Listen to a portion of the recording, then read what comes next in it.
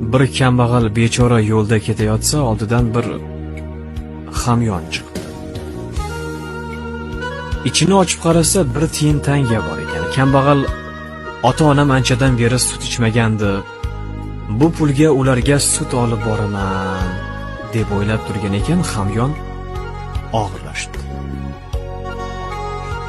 Ichini ochib qarasa, hamyonda 10 tanga turganmish. Kambag'al "Yo Xudo, qudratingdan" deb hayron qolibdi-da, undan ko'ra bu pulga bitta sigir olaman. Shunda ota-onam, farzandlarim ham har kuni tongda sut ichadigan bo'lishadi deb o'ylagan ekan, hamyon yana ham og'irlashdi.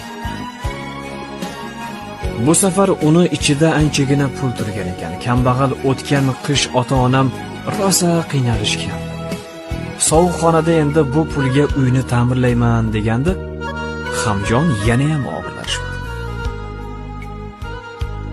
O'shanda kambag'al xotinim anchadan beri bu uyda yashamayman deb aytayotgan. Undan ko'ra eski uyni ota-onamga qoldirib, yangi uy olib ko'chib ketamiz deb o'ylagan ekan, hamyon avvalgi holatiga qaytib qoldi.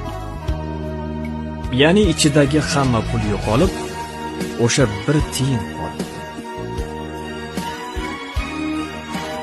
Xulosa esa o'zingizdan aytdim.